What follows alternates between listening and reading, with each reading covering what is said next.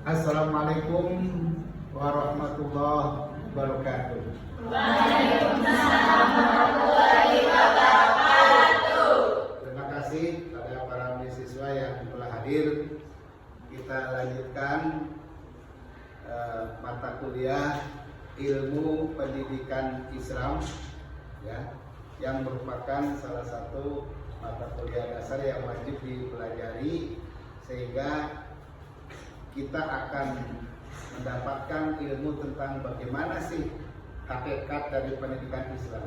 Karena kita ini di jurusan Fakultas Tarbiyah harus memahami konsep pendidikan itu sendiri. Dalam mata kuliah ilmu pendidikan Islam, pertemuan ini kita akan membahas tentang hakikat dan tujuan pendidikan Islam. Kita tahu bahwa pendidikan Islam ini merupakan sebuah sistem yang memiliki komponen-komponen yang saling berkaitan.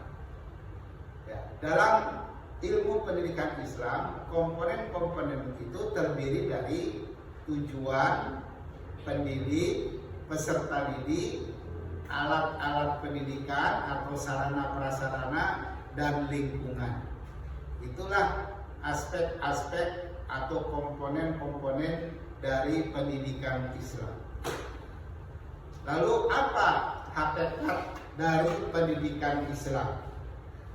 Hakikat dari pendidikan Islam menurut pendapat para ahli,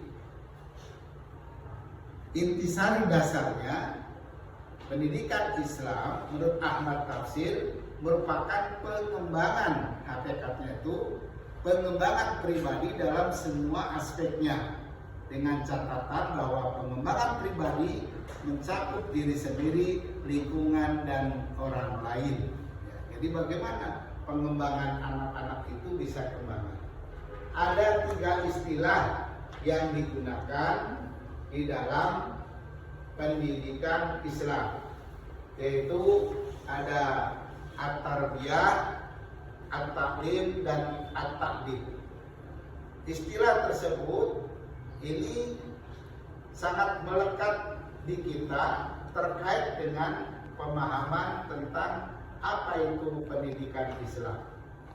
Kita lihat at-tarbiyah, bahwa menurut Qadi Baidawi mendefinisikan tarbiyah sebagai suatu proses mengkomunikasikan sesuatu dengan cara yang jelas dan ringkas untuk mencapai hasil yang sebaik-baiknya.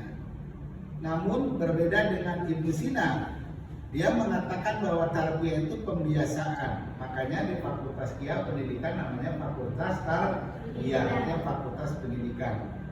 Ya, di mana suatu perubahan yang diulang-ulang dalam satu lingkaran yang terus-menerus dalam jangka waktu yang cukup lama. Ini kita lihat taklim.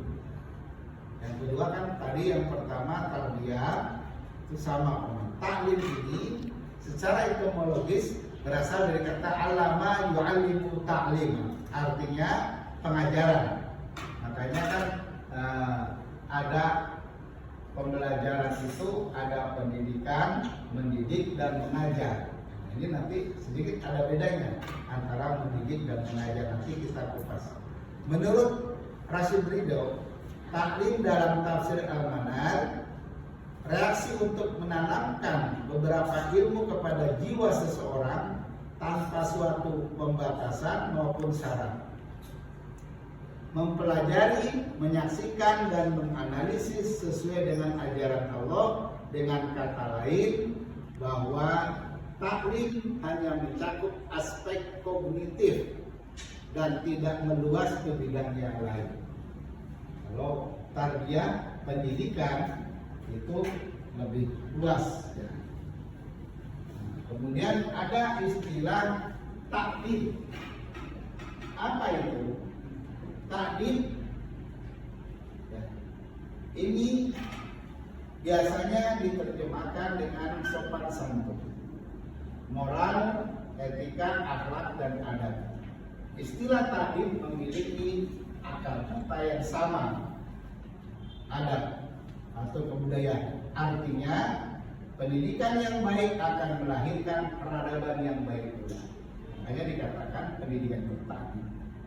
Takdim berarti pengenalan dalam dan pengakuan setiap manusia terhadap berbagai tatanan Allah yang dilakukan secara berangsur-angsur sehingga dapat mentaati aturan. Dalam kata lain, takdim dapat proses perubahan sikap mental setiap individu, misalnya menghormati kedua orang tua. Jadi ini ada takdim, taklim, dan tarbiyah. Itu 3 istilah yang dalam pendidikan itu. Lalu apa sih tujuan pendidikan Islam? Menurut Zain menjelaskan bahwa tujuan pendidikan Islam diklasifikasikan kepada pertama membentuk insan paripurna yang pada akhirnya dapat mendekatkan diri kepada Allah. Yang kedua, membentuk insan paripurna untuk memperoleh kebahagiaan di dunia dan akhirat. Jadi pada intinya bagaimana agar menjadi insan yang sempurna. Inilah tujuan daripada pendidikan Islam. Perlu kita tahu bahwa sedikit tujuan pendidikan Islam itu inti ada di dalam tujuan pendidikan nasional. Siapa yang masih ingat tujuan pendidikan nasional itu?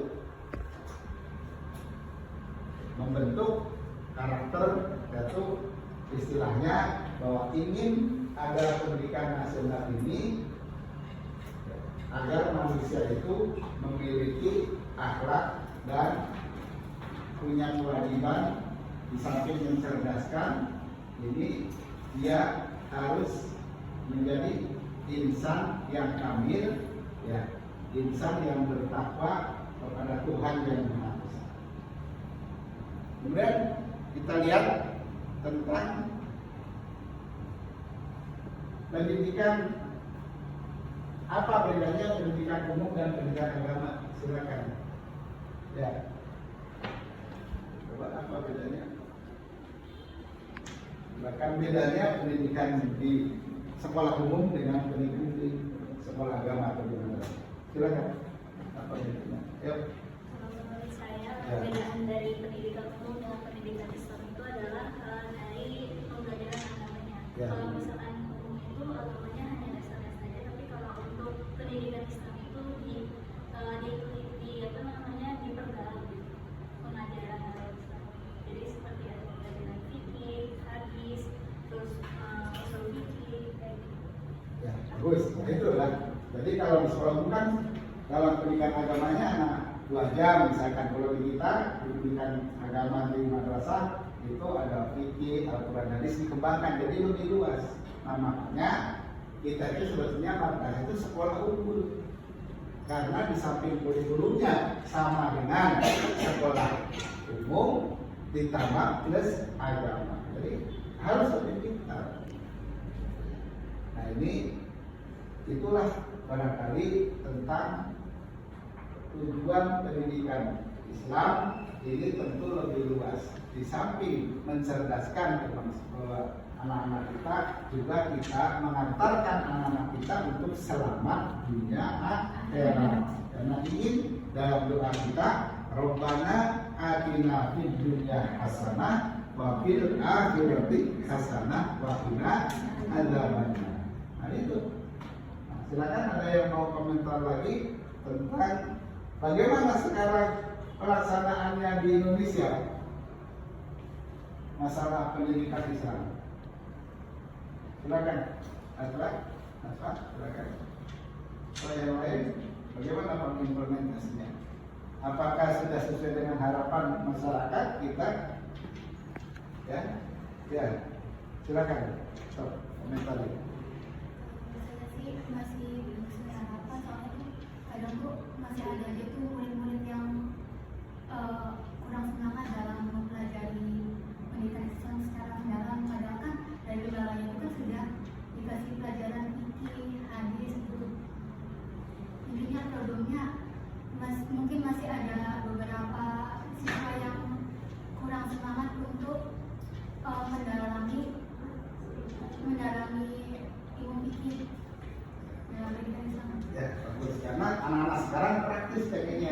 padahal agama itu utama. Jadi, nah inilah PR buat kita, bagaimana agar mereka semangat karena agama itu sebenarnya lebih utama. Ya, orang bisa baik kalau dia mempelajari agama dengan baik. Nah ini penting, ya.